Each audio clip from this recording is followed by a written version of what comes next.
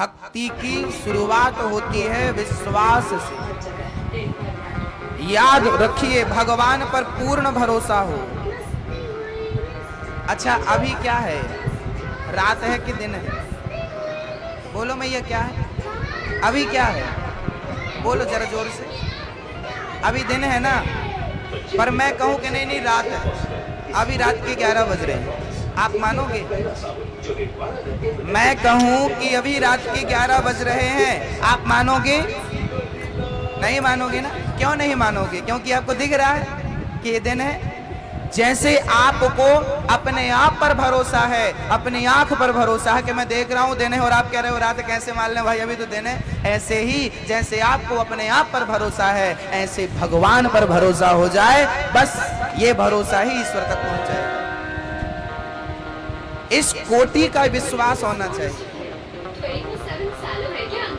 जैसे आपको अभी यकीन है ये दिन है, ये रात नहीं है, ऐसे विश्वास हो कि ये मेरा भगवान है, ये कोई पत्थर नहीं है, ये कोई मूर्ति नहीं है। अरे जैसे मूर्ति नजर आती है वो केवल मूर्ति देख पाता है, जैसे पत्थर नजर आता है वो पत्थर देख पाता है, जैसे कृष्ण नजर आता है वो कृष्ण देख पाता है।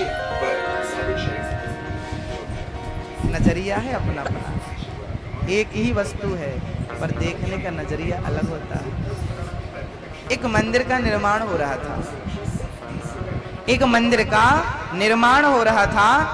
मजदूर पत्थर तोड़ रहे थे, वो पत्थर मंदिर में लगाए जाने थे। एक महात्मा जी वहां से निकले। महात्मा जी ने अकस्मात ही एक मजदूर से पूछ लिया, भैया ये क्या हो रहा है, क्या हो रहा है? मजदूर क्रोध में बोला, बाबा जी अंधे हो गए हो क्या? आपको दिखाई नहीं पड़ता क्या हो रहा? अरे मैं पत्थर तोड़ रहा हूं, परिवार का पेट जो भरना है, पत्नी का पेट, बच्चों का पेट जो भरना है। झलझलाते हुए बोला, मैं पत्थर तोड़ रहा हूं परिवार का पेट भरने के लिए, धन पाने के लिए। महात्मा जी ने प्रणाम किया, ठीक है करो। दूसरा मजदूर पत्थर तोड़ रहा था। महात्मा जी ने फिर प्रश्न किया, भैया जी क्या कर रहे हो? दूसरा मजदूर खड़ा हुआ, बड़ी शालीनता से महात्मा जी को नमस्कार किया और बोला, महात्मा जी पत्थर तोड़ने से मुझे पैसे मिल जाते हैं, तो पैसे से परिवार का भरण पोषण हो जाता है। तीसरे मजदूर से प्रश्न किया कि भैया क्या कर रहे हो? तीसरे मजदूर ने बड़ा प्यारा जवाब दिया, महात्मा जी मैं इतना धनवान तो नहीं हूँ कि अपना धन इस मंदिर में लगा सकूं, लेकिन भगवान ने मुझे शक्ति दे रखी है, ताकत दे रखी है। मैं अपनी ताकत, अपनी शक्ति से पत्थर तोड़ता हूँ और मेरे तोड़े हुए पत्थर भगवान के मंदिर में लगेंगे। मुझे बड़ी खुशी होती है कि चलो कुछ तो दिया भगवान को। जो देने योग्य ईश्वर ने मुझे बनाया है, मैंने वो दिया है ईश्वर को। मुझे धन देने योग्य नहीं बनाया, मैंने धन नहीं दिया, मुझे जिस योग्य बनाया है वो ही दिया है। बस भक्तों, संत जी समझ गए, एक ही काम तीन लोग कर रहे थे, पत्थर तीनों तोड़ रहे थे, पर तीनों का नजरिया अलग था कि नहीं। ऐसे ही मंदिर तो हजारों लोग रोज जाते हैं, लेकिन सब अपने अपने नजरिए से जाते हैं, और जिस नजरिए से जो जाता है उस प्रकार का प्रेम पाता है, उस प्रकार का भाव प्राप्त कर लेता है, उस प्रकार का दरस परस प्राप्त कर लेता है।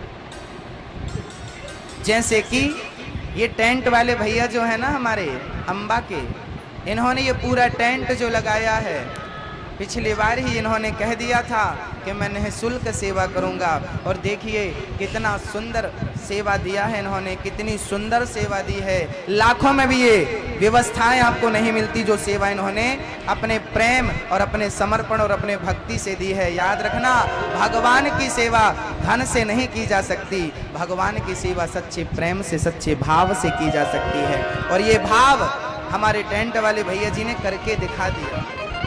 पैसा लेकर भी लोग इतना बढ़िया काम नहीं करते जिन्होंने आपने इतने प्रेम से, इतनी समर्पण भाव से ये सुंदर व्यवस्थाएं दी। एक बार ताली तो बनती है ना भैया जी के लिए। भगवान इनका कारोबार दिन दोगुना रात चौगुना बढ़ाएं, खूब तरक्की करें आप, ये आशीर्वाद है आपको।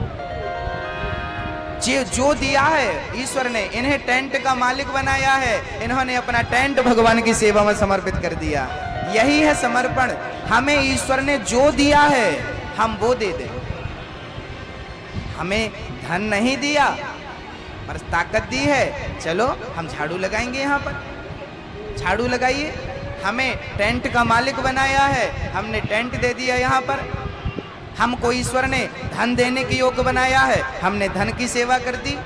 हमें ईश्वर ने जिस योग्य बनाया है हम उस योग्य बने हैं, तो हम थोड़ा थोड़ा काम अपने ऊपर ले लें, जिम्मेदारियां उठा लें, तो ये भागवत की कथा, भगवान की कथा सब तक हमेशा पहुंचती रहेगी और सबका उत्थान और सबका कल्याण होता रहेगा। विडंबना तो ये है, पहले के लोग ज्यादा सुखी थे, जबकि वो पहले के लोग कम कमाते थे। आज के लोग ज्यादा कमाते हैं फिर भी परेशान हैं। पहले के लोग पेट भरने के लिए कमाते थे, इसलिए वो सुखी थे। आज के लोग तिजोरियां भरने के लिए कमाते हैं, इसलिए परेशान हैं। साहब, थोड़ा थोड़ा धन यदि आपका इस भागवत की कथा में लग जाए, इस अच्छे भले कार्य में लग जाए, तो क्या आप गरीब हो जाएंगे? गरीब नहीं होंगे भक्तों। इस अच्छे काम में जो धन खर्च करता है, याद रखना, नदियां बहती हैं तो नदियां खुद के लिए नहीं बहती, नदियां हमारे और आपके लिए बहती हैं। वृक्ष फल देते हैं तो स्वयं नहीं खा लेते, आपके और हमारे लिए होते हैं वो। जैसे नदियां दूसरों के लिए जल देती हैं, वृक्ष दूसरों के लिए फल और छाया देते हैं, ऐसे हमें भी परमार्थी होना चाहिए। हमें भी थोड़ा सा दूसरों के लिए समय और दूसरों के लिए धन निकालना चाहिए। हम तो वृक्षों से भी गए गुजरे हैं। वृक्ष की तो फिर भी जलने के बाद राख भी काम आती है, वृक्षों के पत्ते काम आते हैं, वृक्षों के फल काम आते हैं, वृक्षों की लकड़ी काम आती है, वृक्षों के फूल काम आते हैं। अरे वृक्षों को जला देने के बाद उनकी राख काम आती है। और ये शरीर जीते जी भी काम नहीं आया, और मरने के बाद तो कोई उम्मीद कर ही नहीं सकता। आदमी की राख से कोई बर्तन नहीं धुलता, मनुष्य की राख से कोई बर्तन धुलता है क्या? जबकि लकड़ियों की राख से बर्तन धुलता कि नहीं? कंडे की राख से बर्तन धुलता कि नहीं? हाँ, हमारी तो राख भी काम की नहीं है, वृक्षों की तो राख भी काम की है, क्योंकि वो परोपकारी हैं। जो परोपकारी होता है ना, वो महान हो जाता है भक्तों। इसलिए परोपकार करने में पीछे नहीं रहना चाहिए। धर्म करना सबको जरूरी है। भोजन करने से शरीर पुष्ट होता है, और धर्म करने से, भजन करने से आत्मा पुष्ट होती है। यदि आत्मा को पुष्ट करना चाहते हो तो भजन करना प्रारंभ कर दो। भगवान क्या करते हैं? पालन करते हैं विश्व। 3 प्रकार के दुख हैं संसार का हर प्राणी, इन 3 प्रकार के दुखों से परेशान है। कोई तन दुखी, कोई मन दुखी, कोई धन बिन रहते उदास। थोड़े थोड़े सब दुखी, सुखी राम के दास। कोई तन दुखी। एक सेठ जी थे यहीं अंबा के, यहीं रहते हैं मार्केट में, बहुत धनवान है साहब, पर खाते क्या है? दाल के पानी में रोटी भिगा भिगा के खाते। एक दिन हमने पूछा, आप तो इतने बड़े आदमी हो, धनवान हो, पैसे की कमी नहीं है, फिर दाल के पानी में क्यों खा रहे हो? बढ़िया चकाचक खाओ। अरे महाराज, चकाचक खाएंगे ब्लड प्रेशर हाई हो जाएगा, मर जाएंगे। करोड़पति है पर बेचारा सूखा रूखा खाता है। गरीबों को गरीबी नहीं खाने देती, अमीरों को डॉक्टर नहीं खाने देता। कितना बढ़िया संतुलन है ईश्वर का। ईश्वर का कितना बढ़िया संतुलन। खाएगा कैसे? खाएगा तो मरेगा। जिसे भूख है उसके घर में रोटी नहीं है, और जिसके घर में रोटी है उसके पेट में भूख नहीं है। क्या संतुलन है ईश्वर का। कोई तन दुखी, कोई तन से परेशान है, करोड़पति है पर तन से परेशान। महाराज यहाँ पीड़ा है, यहाँ दर्द है, इसलिए कहते हैं तन से स्वस्थ रहना हो तो अपना तन समाज की सेवा में और भगवत भजन में लगा देना चाहिए। तन पवित्र सेवा किया, धन पवित्र कर दान। मन पवित्र हरि कीर्तन से होत त्रिविध कल्याण। कोई तन दुखी कोई मन दुखी, कोई मन से दुखी है। एक आदमी हमसे कह रहे थे, एक सज्जन महाराज जी हम अपने बेटे का विवाह बड़ी धूमधाम से करेंगे। हमने कहा करो। बोले बहुत खर्चा करेंगे। हमने कहा करो ना। बोले हम बहुत मेहनत कर रहे हैं, बहुत बढ़िया दहेज लेंगे, बहुत ढेर सारा दहेज लेंगे और बेटे की शादी तो हम ऐतिहासिक शादी करेंगे, आज तक किसी पिता ने किया ना होगा। बेटे के विवाह का पिता सपना देख रहा था, दूसरे दिन पता चला बेटा घर की नौकरानी को लेकर फरार हो गया। तो कोई तन से परेशान कोई मन से परेशान। पिताजी मन के रोगी हो गए, झटका लग गया, कोमा में चले गए। मन से परेशान, मन के रोगी। कोई तन दुखी कोई मन दुखी, कोई धन बिन रहते उदास। दिन भर कमाता है मजदूर बेचारा, पेट भी नहीं भर पाता परिवार का, धन के बिना परेशान है। साहब जी एक बात बताओ, इस दुनिया में सुखी कौन है? कौन है सुखी? चाह गई चिंता मिटी मनवा बेपरवाह, जिसको कछु ना चाहिए सो ही साहंसा। जिसे बहुत कुछ चाहिए वो बहुत परेशान है, और जिसे कुछ नहीं चाहिए बहुत सुखी है। भक्तों, कामनाओं का परित्याग करना ही सुख है। जब तक जिंदगी रहेगी याद रखना, आपकी कामनाएं आपको परेशान करती रहेंगी। ये मिल जाता, ये मिल जाता, ये मिल जाता, ये मिल जाता। उम्र पूरी हो जाती है लेकिन इच्छाएं पूरी, बताइए इच्छाएं किसकी पूरी हुई? सिकंदर की क्या इच्छाएं पूरी हो गई थी? हो गई थी। अरे उसकी इच्छाएं पूरी नहीं हो सकी तो हमारी और आपकी इच्छाएं पूरी हो जाएंगी। इसलिए निवेदन करता हूँ, इच्छाओं के पीछे कभी मत घूमिएगा, इच्छाओं के गुलाम मत बनिएगा। अरे पीछे घूमना ही है तो मेरे गोविंद के श्री चरणों में चले जाइए और भगवान के पीछे डोलना शुरू कर दीजिए। क्योंकि सुखी कौन है? सुखी राम के दास। हनुमान जी राम की सेवा करते थे। आज भारत में जितने मंदिर राम जी के हैं उससे कई गुना ज्यादा मंदिर हनुमान जी के हैं। राम जी की पूजा कम होती है, हनुमान जी की पूजा ज्यादा होती है। क्यों? क्योंकि राम का जो भक्त है, राम जी कहते हैं मेरा भक्त मेरा सेवक तो मुझसे भी श्रेष्ठ है। भगवान अपने भक्त को महान बना देते हैं। सुखी कौन है? जो राम की सेवा में रहता है, जो राम के चरणों में रहता है, वो सुखी है, वो बचा है, बाकी सब परेशान है। मछली पकड़ने जाता है मछुआरा, तालाब में डालता है जाल, बहुत सारी मछलियां फंस जाती हैं उसके जाल में, लेकिन एक मछली चतुर है, फंसती ही नहीं। कौन थी वो मछली और कहाँ रहती थी वो मछली? तालाब के कोने कोने में जाल डालता मछुआरा, लेकिन मछली थी कि फंसती ही नहीं थी, क्योंकि वो मछली मछुआरे के चरणों के पास रहती थी। क्योंकि मछुआरा जब जाल डालता था तो जाल दूर डालता था।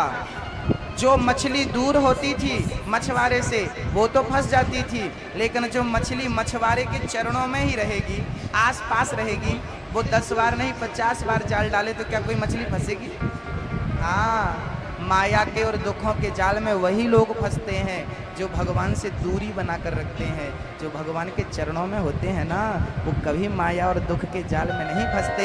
हनुमान जी तो चरणों में रहते थे ना भगवान के, इसलिए हनुमान जी दुखों से दूर हो गए। हनुमान जी ने सारे काम किए हैं लेकिन कभी अभिमान नहीं आने दिया। हम लोगों को थोड़ी सी उपलब्धि मिल जाती है, हम अभिमान करने लगते हैं, लेकिन हनुमान जी ने कितने बड़े बड़े काम किए। हनुमान जी ने अभिमान को आने ही नहीं दिया। हनुमान जी से राम जी बोले, हनुमान जी आप तो लंका चले गए, लंका में जाके आपने तो आग लगा दी, आप तो लंका छलांग लगा के चले गए।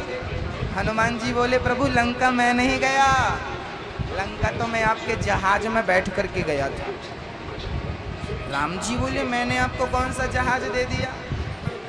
हनुमान जी बोले, प्रभु जब मैं आपके पास आया था कि प्रभु मैं जा रहा हूँ, तब आपने अपनी अंगूठी दी थी कि नहीं?